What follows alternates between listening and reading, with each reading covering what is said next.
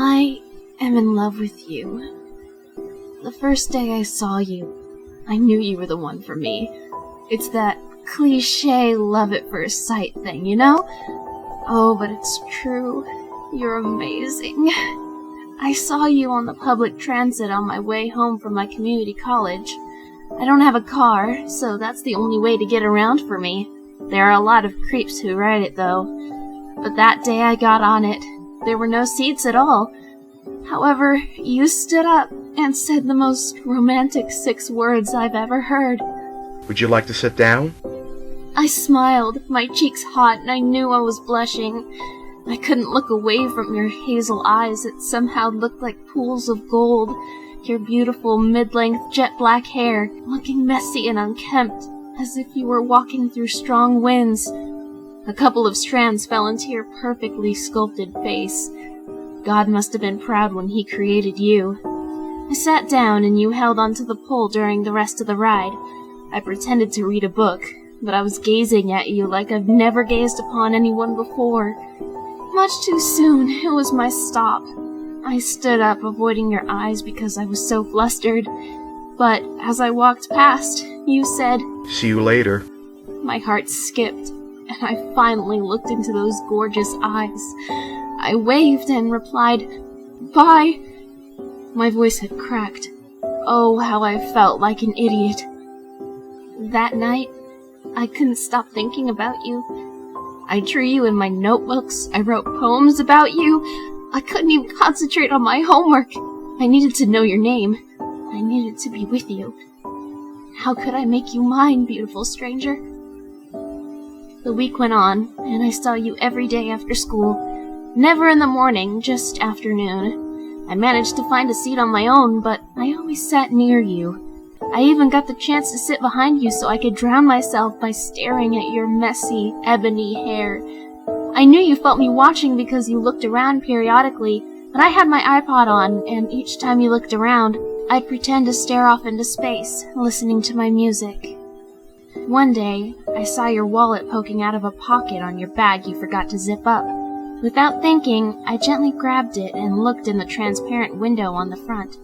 I'm pretty sure other passengers saw, but they kept quiet, just glared at me. I saw your name was... oh, what a beautiful name. Antonio Vella. Sounded Italian. I also saw that you were 25, only 2 years older than me. Finally, I tapped your shoulder, heart racing. You turned around, and I held up the wallet.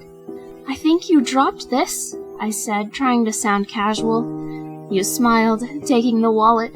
Your hand brushed mine, and I wanted to squeal, but I held myself back. "You didn't take anything, did you?" You joked, and I laughed nervously. "Of course not," I replied. You gave another astounding smile and tucked your wallet back in his pocket, remembering to zip it up that time. Antonio Vella. I know a lot about you now, and I have to say I'm impressed. You're an assistant manager at an outlet store. I was amazed at that accomplishment considering how young you are. You have 2 cats and a turtle in your small but cozy apartment. Your bed is big enough for 2 people to sleep in, and oh, how I long to join you in it. Soon, my love, soon. You don't ride the same bus as me in the morning because you catch the one after mine. I considered being late for school so I could see you in the morning, but I didn't really know if I should. I caved. I let my first bus go by and then sat out at the stop, waiting for the next one. When it came, I boarded. You weren't there yet, but the very next stop you came on. You looked at me and smiled quizzically. "You're not normally on this bus," you said, sitting in front of me. "I missed mine," I said softly. Unfortunately, you just nodded and turned to face the front. "But we just had a conversation." Oh, my heart soared. "I've missed several days of school now, Antonio. They'll probably kick me out, but I don't care. I want to be with you. I've followed you home every day since that morning I rode the bus with you, but you didn't know. I found the apartment you lived in, and that's how I know so much about you. I never wanted to go back to my depressing home, not with you right here, so close to me. I snuck into your house after you left for work. Your cats love me, by the way. I searched around your home, learning more about you, laying where you sleep, feeling your clothes, gazing at pictures you had in your family album. Your family is huge! I can't wait to meet them! I lost track of time. I heard you unlocking your door and panicked, hiding under your bed. I'd have to find another place to hide later. You came into your room and sat on the bed with a sigh, dropping your bag on the floor right in front of me.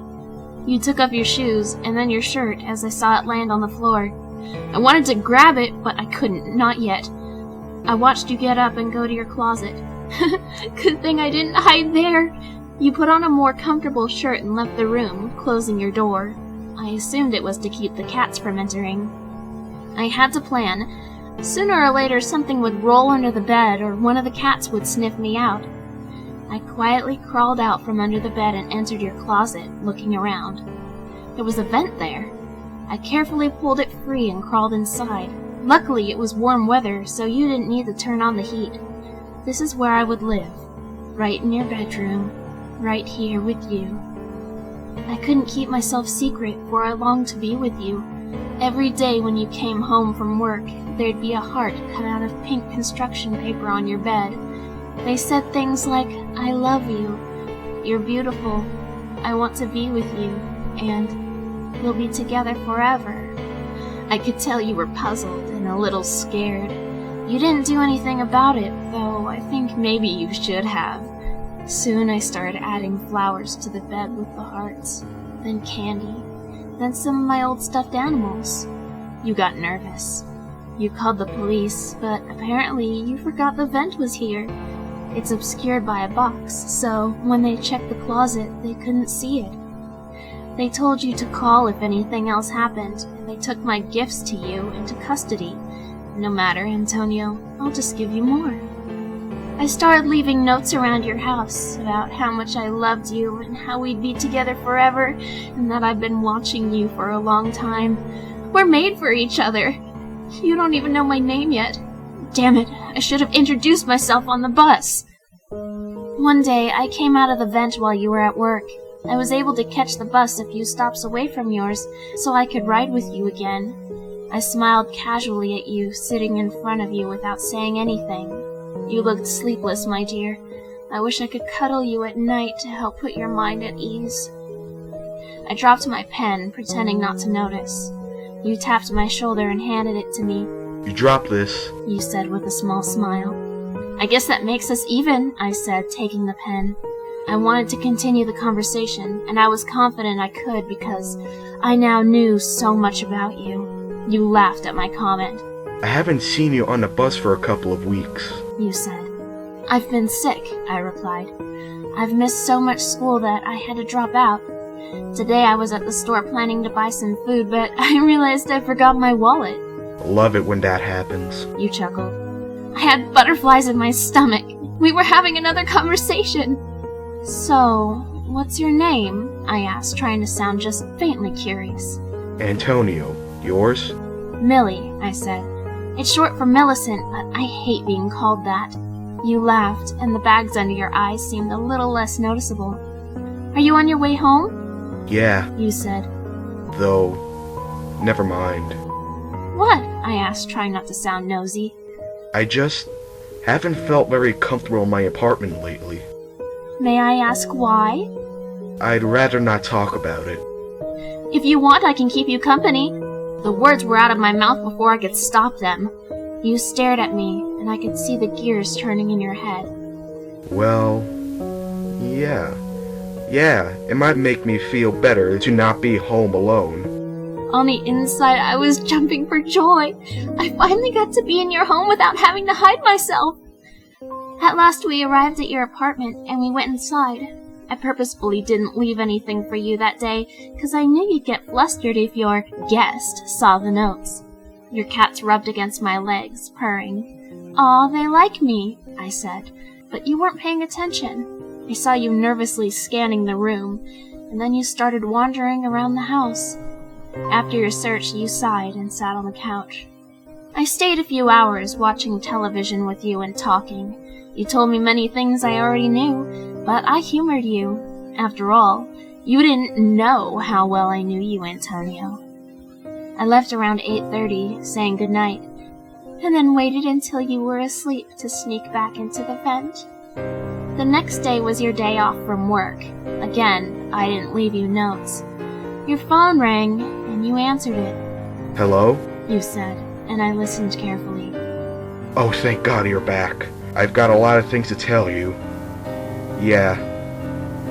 It's a long story. Alright. I'll pick you up from the airport. Love you. You hung up. Love you? Antonia, who was on the phone? I cursed myself for jumping to conclusions. Maybe it was his sister, or Mom, or someone. Surely Antonia wouldn't cheat on me. That's when you broke my heart. You brought her home a few hours later. This skinny blonde chick with an annoyingly high-pitched voice. You told her everything. About the gifts, the notes, items being out of place. I had to cover my mouth to stop from crying out in anger as she hugged you and kissed you. Don't worry, babe, The filthy slut said to you. I'll stay over as long as you need me to. I'm sure Mom won't mind me coming home a little later than I said. Thanks, Hannah. You said. Hannah. What an ugly name. That night, you fell asleep together in your bed. That's my spot, you bitch! I fucking hate you! Oh, I wanted to slaughter her. To cut her. Spill her blood. So I did. I came out from the vent and went into the kitchen. I grabbed the biggest knife I could find and came back into your room. I glared at your bitch's stupid face before I screamed and stabbed her repeatedly in the stomach. You woke up and shouted when you saw me, jumping off the bed and crying out at my actions. The cunt shrieked and cried, spluttering and gurgling as blood filled her mouth. I stabbed and stabbed until she stopped moving. Finally, she was dead. I giggled, looking at you as you turned on the bedroom light. I could tell you were afraid of what you'd see, and I was right. You cried out in horror at the blood-covered sheets where your dead whore lie. Tears ran down your face as you looked at me, and comprehension dawned upon you. Millie? You exclaimed. I smiled, dropping the knife. Hello, my love, I cooed. I'm happy that I can finally stop hiding. I love you, Antonio. You're all mine now. You backed against the wall, sobbing as I approached. Didn't you read my notes? I told you we'd be together forever. But I didn't know you were cheating on me. I forgive you, though. Now that she's out of the picture, we're together. Nothing can come between us. You're a lunatic. You bellowed, trying to reach the door. Don't you love me, Antonio? I asked, pouting my lip. Don't you love me? Didn't you like all the gifts I left for you? Don't you see what lengths I've gone for you? I dropped out of school for you. I left my home. Love me, Antonio. Love me! Your hand found the doorknob, and you swiftly ran out of the room, trying to get to the phone. But don't worry, I unplugged it. I ran to you, trying to hold you in my arms, but you shoved me away, screaming at me. Why would you scream? I love you! Someone must have heard the noise. Police came barging into our home, holding up their guns. How rude of them! Help me! You screamed, and one of the officers grabbed me. I struggled, kicking and scratching every part of him I could reach, but the other officer slammed handcuffs onto my wrists and helped restrain me. They brought me outside and threw me into the back of the car. The doctors were nice to give me this pen and paper to finish writing this with.